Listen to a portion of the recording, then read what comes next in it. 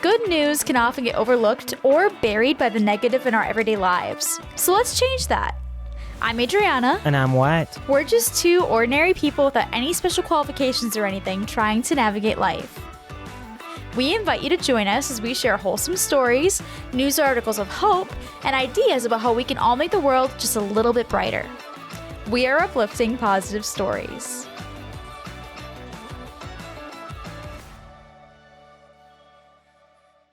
Welcome back to another episode of Uplifting Positive Stories. Thanks for joining us, everybody. Happy 1 year of the podcast. Now Yeah. we're officially one full calendar year into releasing this podcast. And hopefully it's been a back in fun, May of 2024. positive year for everyone who has been along with us since the beginning. And we're happy for everyone who's joined along the way. You know, it's been a crazy year, especially for you putting all this together and crafting it and finding stories, which I know is a pure labor of love, curating content for this podcast and editing it all together. It's been a very, very, very busy year for you, and you've kept up with it through it all, through all the crazy wedding season, as we are also now about to re-enter wedding season come this weekend. We're wedding videographers for those that are just joining, listening. But yeah, it's going to be a busy time. But thank you for being such an awesome co-host through all of this. And what do you mean? You're awesome. Sometimes. Oh, well, I think you're great. So yeah, it's been a really fun time, and I'm excited to keep going. We're going to start off today. Our topic is all about adapting for connections. So what that means is sometimes we have to break the norm in order to really connect with someone or show that we care. Because sometimes how you would typically reach out to somebody or how you typically communicate with somebody or those kind of things may not work for everyone. Some people have different needs or different abilities. And so being able to make adaptations on our part to make sure that they can feel cared for and that they can still have that connection with you, even if it might be in a different way than what society would deem the norm. So yeah, that's kind of the topic for today. And At first I thought you were going to mean like adapting like interests and such, trying to like find common ground with things that maybe you don't necessarily find the most interesting. That'll definitely probably be a topic at some point in the future, because I think that would also be really interesting. I'm sure there's also some parallels in here as well, or some tie-ins to that idea. Yeah, well, we'll find out. I don't know the content. I'm just going off of the brief description in the beginning. Yeah. So our first story here comes from the subreddit Benign Existence, and it is titled "Figured Out How to Text," in quotation marks, "my dad." So here we go. Why was it in quotation marks? We shall see. My dad is in his 70s and has disavowed the possibility of ever owning a cell phone. That's all well and good, but it makes keeping in touch with him harder than it should be.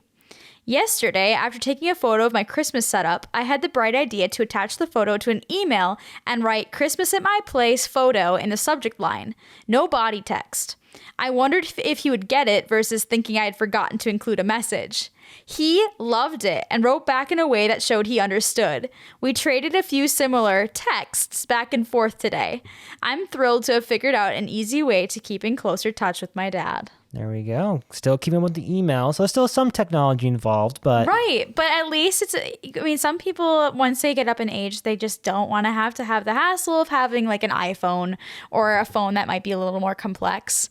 And so that sometimes does make it tricky when people don't have a cell phone, because now most things, I mean, hardly anyone calls these days. It's usually text for most things.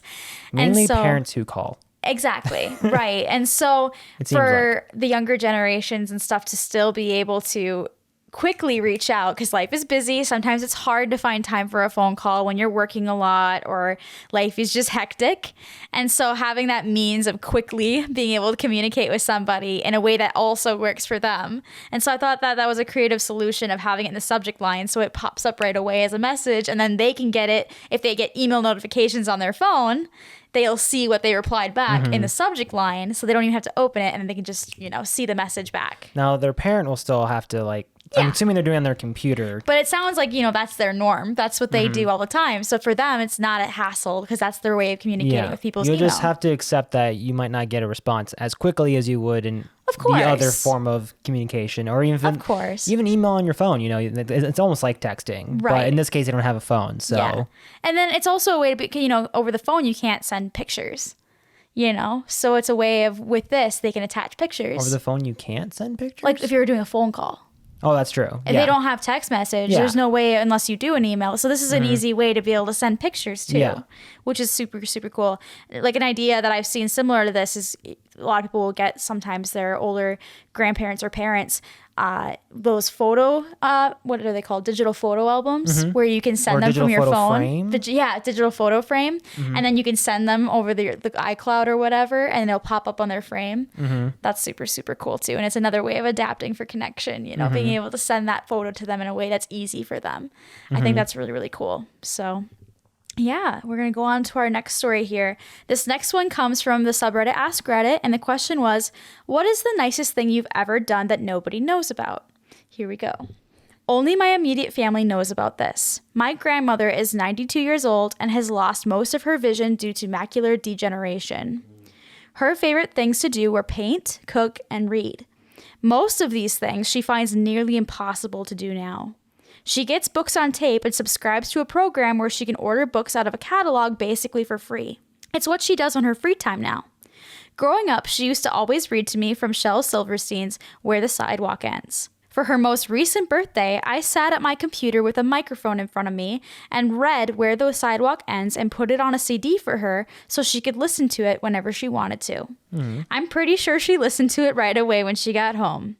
Edit. Grandpa is 96 and still alive. His driver's license was recently renewed and is good until he is 101 years old. Whoa. I'm pretty certain we'll have to convince him he doesn't need it renewed when the time comes. I've started drinking coffee in the morning and having a beer or glass of wine at night to emulate their behavior.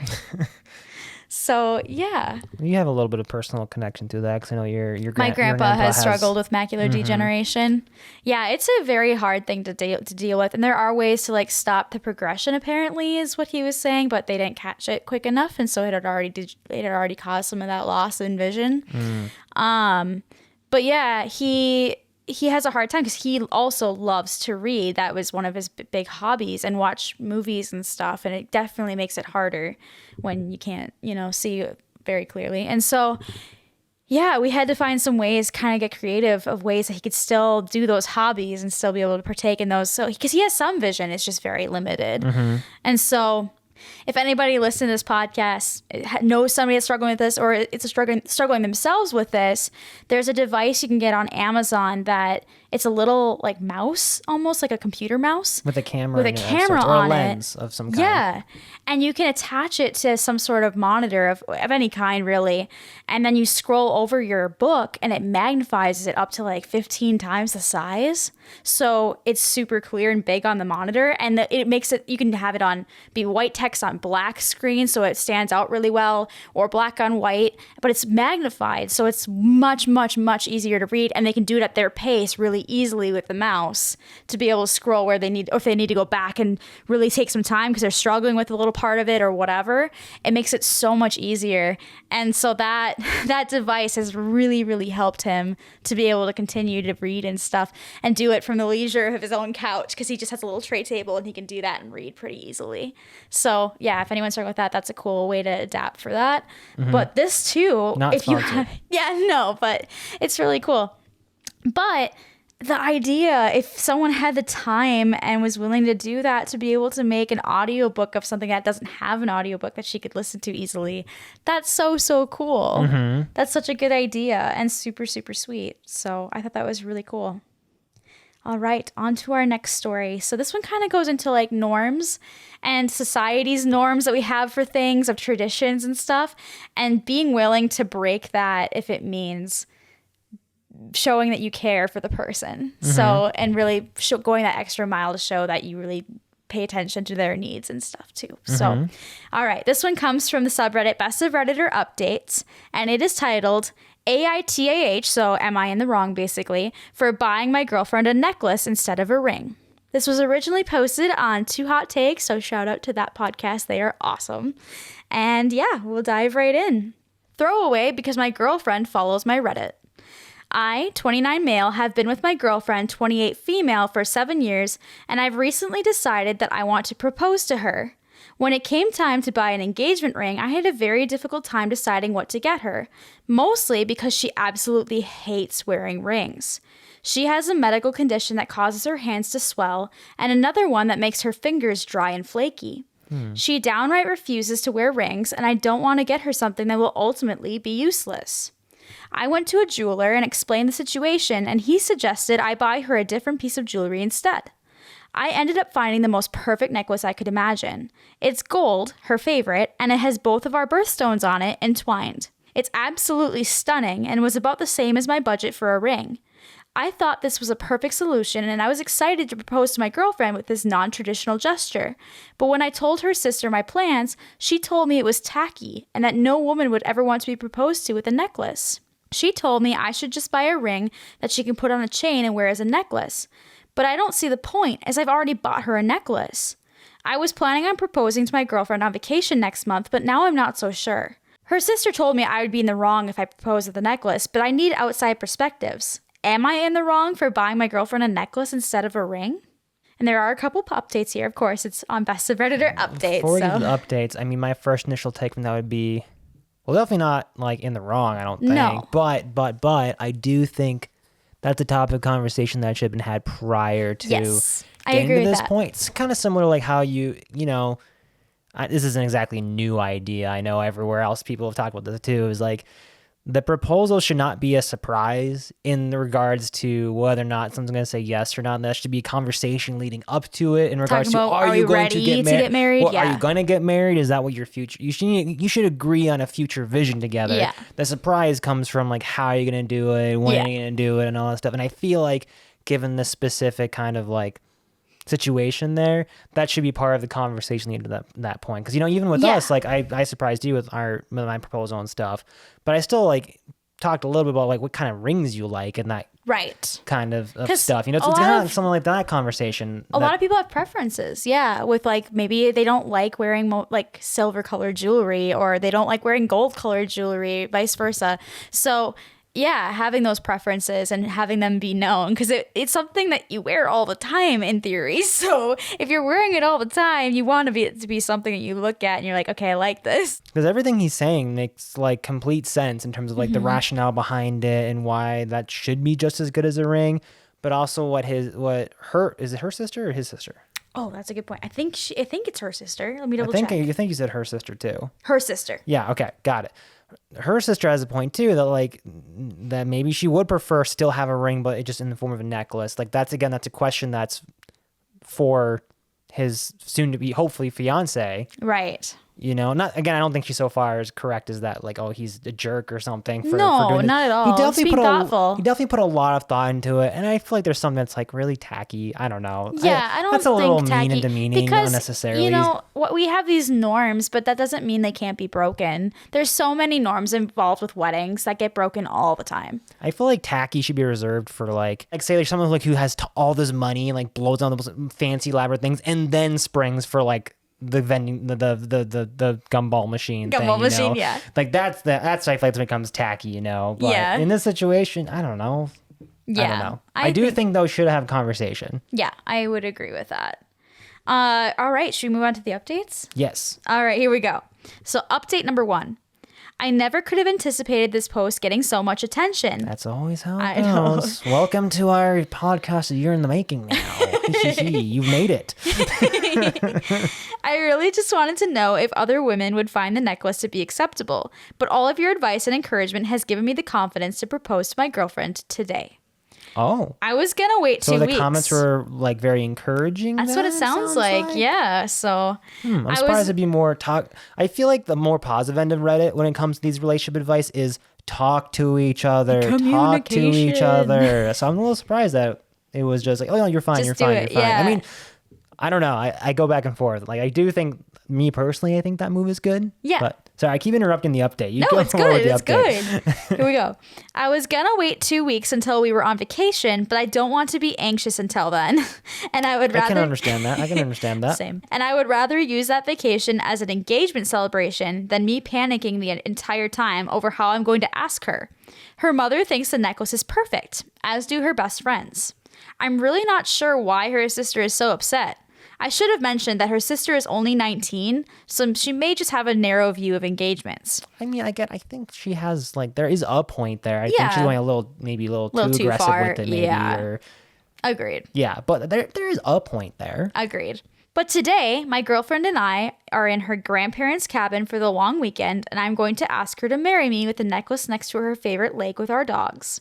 I am absolutely freaking out. My hands are shaking uncontrollably, and I'm pretending to shower as I write this.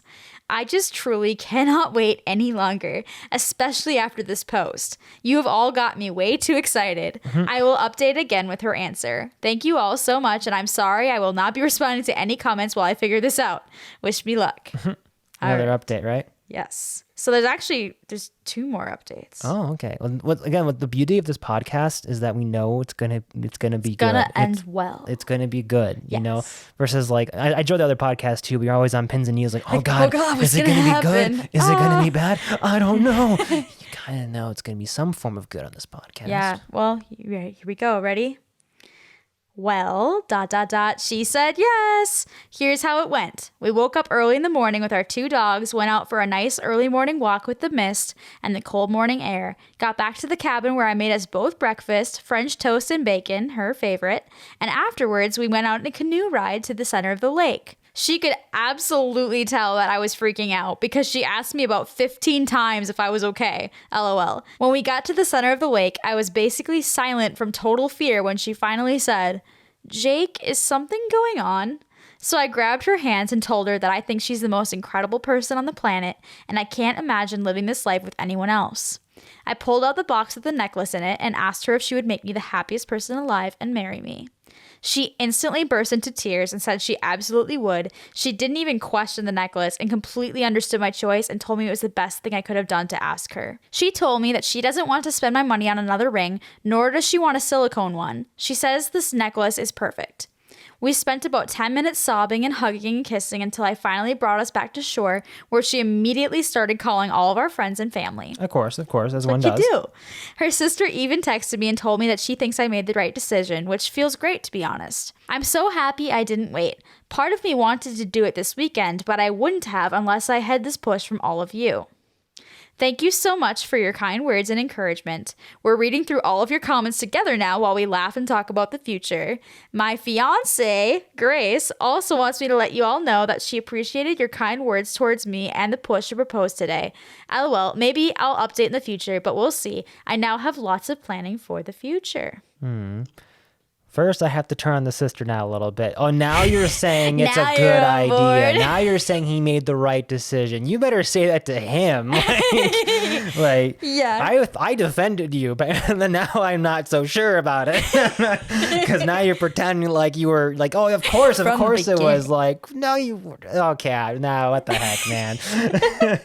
I'm sure there's more nuance to the situation, but still. Clearly it was the right decision because they worked out. She was really happy. I have my interpretations, because again, like things, you don't know unless you talk about things. But it's a bit of a gamble. But in this case, the gamble worked out. Yeah, it worked out. Well, what's great too is it sounds like they got good communication in general. The fact that they were like, okay, she didn't want me to buy another ring, and she didn't want me to get a silicone one. So it sounds like he brought up other options when he gave her the necklace too. Be like, I can get you a ring too. I just knew because of this. Like, that's a good way to broach it. And that way, if they wanted to, then they could. Because also to be fair, without taking the surprise element away. Yeah, to be fair, when the sister like raised her concern and stuff, he already got the necklace at that point. Right. The conversation should have been before that. Yes. And then from that point after, now the conversation is actually proposed. Like, do you want me to switch it now? Because now it's a whole. You're probably not going to get it back from the same price. Probably not going to be able to return it if you're not for full price. She could have kept both potentially. Or kept both, and that's extra money. Then that could go towards either the wedding or a future honeymoon or X, Y, or Z. Right. And that's another conversation. Like, these decisions you got to make together as you're moving forward into marriage and partnership. Yes, exactly. Communication is always key. This is the wisdom you come here for. Are you ready for the next update? Oh, that's right. There's another update. There is another update. Are you ready? So this is 4.5 months later. You ready? Yeah. All right, here we go. Not sure if anyone will remember my post about buying my girlfriend a necklace instead of an engagement ring, but I wanted to give a little update for anyone who was interested. Well, she is officially my ex-girlfriend. No. Wait. Because now she's my wife. To say, like, I just went on a spiel about how this is a positive podcast. I had to do that this What way the because hell? my heart dropped when I first read this story because I was like, this is a great one for the podcast. And then I got to that and I was like, no. And I read it. And so, yeah, I had to take you guys on this journey with me. You almost turned on me on this podcast. This is...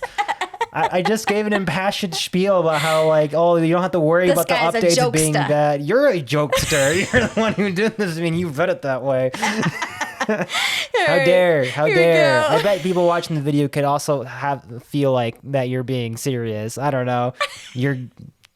Oh, goodness. You got me. We got married this last weekend in a small ceremony in the snow with 20 of our closest friends and family. Everything went off without a hitch, and we had a great time.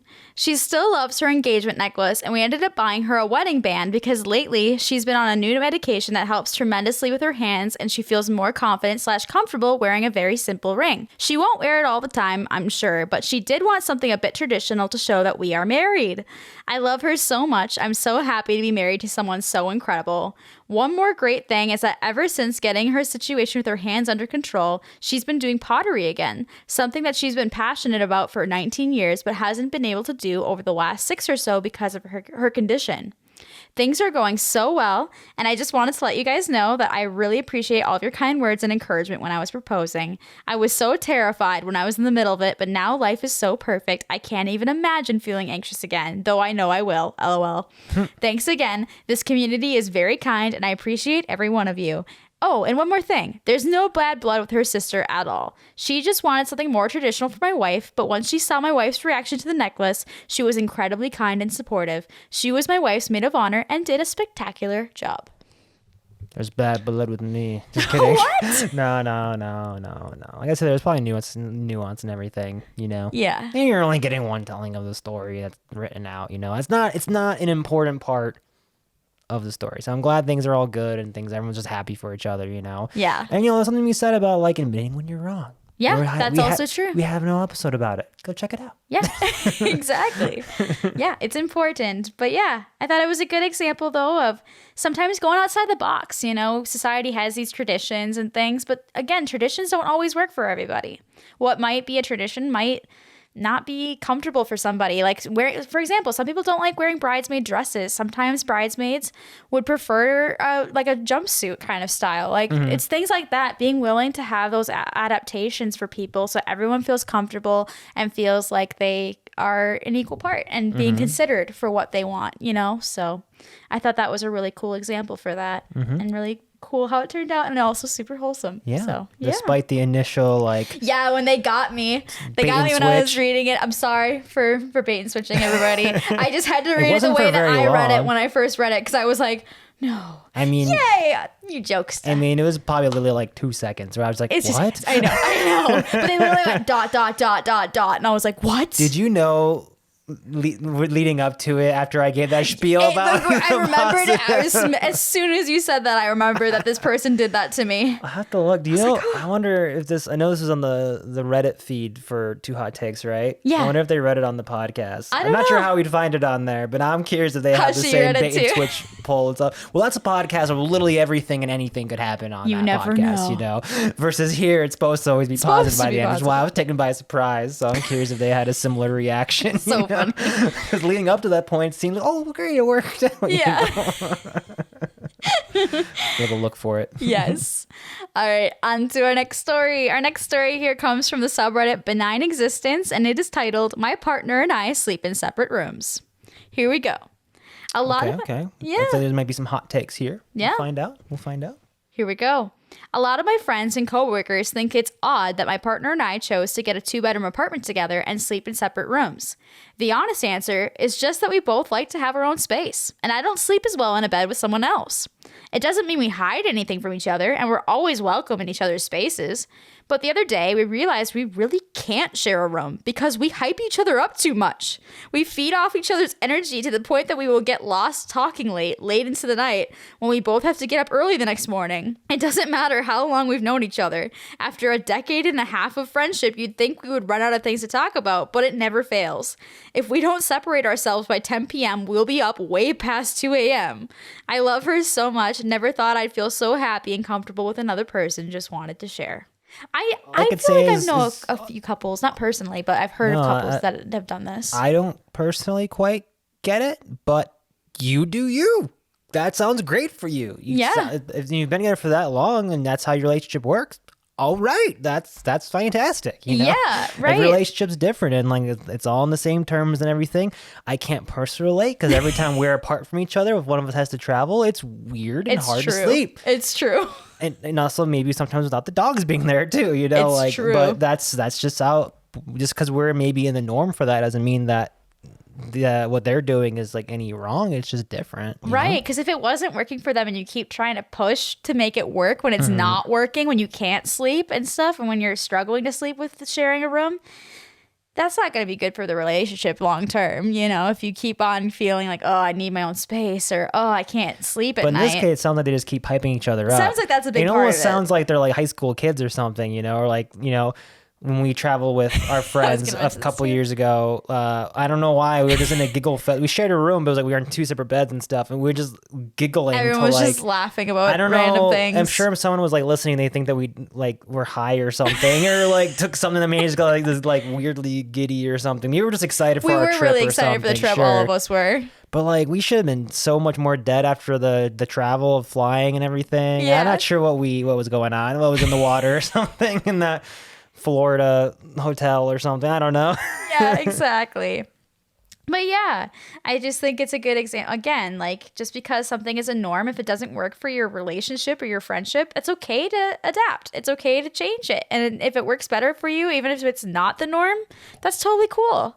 We don't always have to adhere to norms just because it's the norm. As long as you're both on the same page. Yes, exactly. So yeah, I thought that was an interesting one. And it's okay to like to eventually change your mind with it too, you know. Like, of course. After years in there, like, hey, I want to share a room again. Let's share the space, or you know, you just gotta keep talking and stuff. Exactly. And do it for the right reasons. Exactly. Which could be the name of a different podcast. And for the right reasons. On to our news article for today. So this one comes from AOL.com, and it is titled, 3 Teens Invented a Salt-Powered Refrigerator That Doesn't Need Electricity. They're building 200 salt-powered. I thought I heard assault. Like, oh, no. Assault, I was like, assault-powered? Like, salt-powered.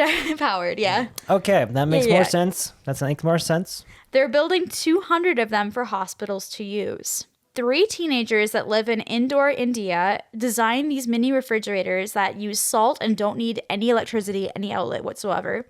And so they're bringing them to hospitals mainly for helping transport medical supplies to like remote areas that don't have access to electricity. So things like vaccines that maybe need to be cooled and things like that need to be stabilized in a colder environment to be able to be used. So they actually started it after hearing how challenging it was for the COVID-19 vaccines. And I know we heard about that a lot in the news, that COVID-19 vaccines had to be kept refrigerated. And that was part of the issue with mass rollouts. The refrigerator was frozen. It was some kind of hard temperature. It was something like that. It says here that it was refrigeration for these ones, but that could be specific, like maybe one of the types. I'm not sure. It was something like that. Refrigerator, but they were having hard frozen. Time transporting We put that time period behind us, but it did happen. It did happen, yeah.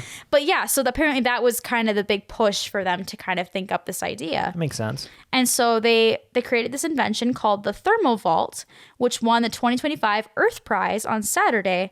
The award, they got $12,500, which they plan to use as a small kind of rollout test with these 200 refrigerators at 120 hospitals to test it out. Some ideas that they think that this could help with is transporting organs, transporting vaccines, and transporting medicine and supplies that need to refrigeration. So, yeah, let's see here. They said that vaccines can stay cold in it from about 10 to 12 hours typically. And according to one of the doctors that used this, Dr. Pritesh Vyas, an orthopedic surgeon who tested it out at his hospital in India. And to kind of explain, I was like, how does this work when I first read this? So this is kind of my rough summary based on this, what it says, how it works. So basically, salts have a kind of cooling effect when they're dissolved in water, apparently. And certain salts have even more cooling effect than others when they're dissolved in water. So the charged atoms or ions that are in the salts kind of break apart when they're dissolving, and that causes cooling effects around them by pulling in ions from their environment. That's like sciencey description from what I can. And again, the article will always be linked in the description below. So it's always possible. I'm doing my best to summarize in my own understanding, but always check the article to read the exact stuff if you're actually really curious to make sure I didn't get anything wrong. I'm doing my best. But yeah, We're not experts. We're not experts. I'm just going off the article. You've already had the disclaimer. True.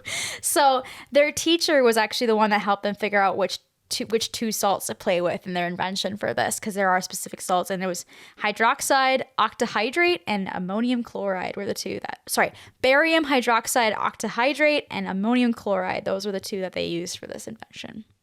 So for you science understanding people out there. Yes. For those who know. Very interesting. But yeah, so basically the fridge itself is, to quote the article, the fridge itself is an insulated plastic container with a copper wall lining on the inside where the vaccines or organs would sit. The cooling solution, made by dissolving the salts in the water, is poured into a space between the plastic outer wall and the copper inner wall. So it's kind of in between the layers, and that's what causes it to stay cold. Okay. Interesting, huh? But yeah. And then apparently the ammonium chloride solution is reusable in the field without electricity, so they can keep reusing it. And you don't need a freezer to get ice from it because, obviously if it was just like a cooler, you would have to keep restocking ice, which when you don't have access, how would you even do that? These are things that it's like, oh yeah, duh, that would be an issue, but you don't think about it, If for like rural areas that maybe don't have access to electricity, how would you do that, So this is such a creative solution. And then it says here, to quote the article, Jane said that one of the people that worked on this said they're planning to use the prize money to pursue a performance, quality, and safety certification through the World Health Organization so they can pitch it to Gavi, an international alliance that distributes vaccines. So yeah, we might be seeing this roll out in the future. That's so cool, and for rural areas that struggle. So that's really, really cool. So that's one of those things where you wouldn't necessarily see a direct impact, but there are a lot of indirect impacts. Of course. Yeah. Super, super cool. Neat that it was 3 teenagers that came up with this idea. That's so cool. Power of youth. Yeah. Super, super neat. Well, the youth likes to get a bad rap sometimes, but they do a lot of great work out there. Yeah. There's been so many stories on this podcast that have come from teenagers with cool ideas that have actually gone on to help begin patenting They don't take no as an option. They rise above the challenges and creative solutions, new ways of thinking. Yeah, super cool. And it's just crazy to think, with these ideas, what's everything going to look like in 10 years if they can actually start mass producing this idea and other ones we've heard on this podcast, and we start seeing those in everyday life. Again, like you said, we might not see the direct things, we might see indirect positive things because of these technologies being used more widespread. So that's really, really cool in different areas. So yeah, just really interesting. So always kind of fun to find interesting breakthroughs in technology and developments like that. So, yeah. With that, we will end today's podcast episode. Thank you so much for joining us.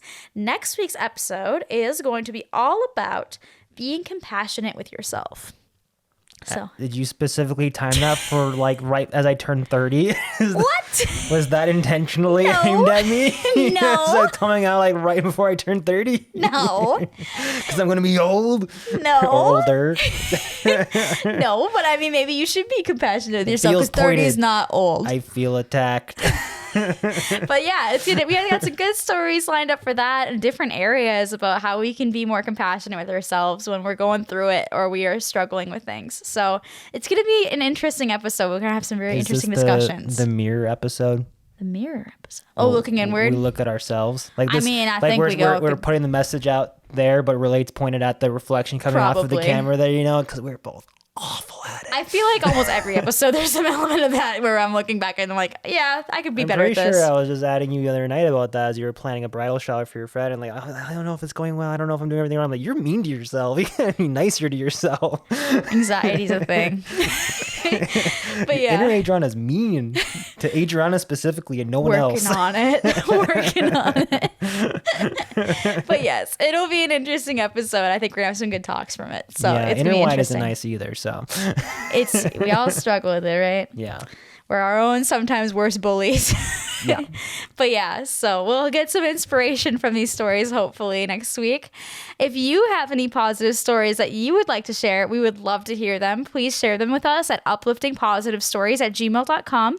Or we also have a subreddit, which is Uplift Positive Stories, and you can easily post them on there and we can share them on the podcast. That would be awesome. And if you're watching or listening on YouTube, please hit that like and subscribe button and leave a comment. And thank you all so much for being along this journey with us for this past year. You guys are the reason why we're able to keep it going, and we're doing it for you. Yeah. So thank you so much and have a wonderful rest of your week. And stay positive.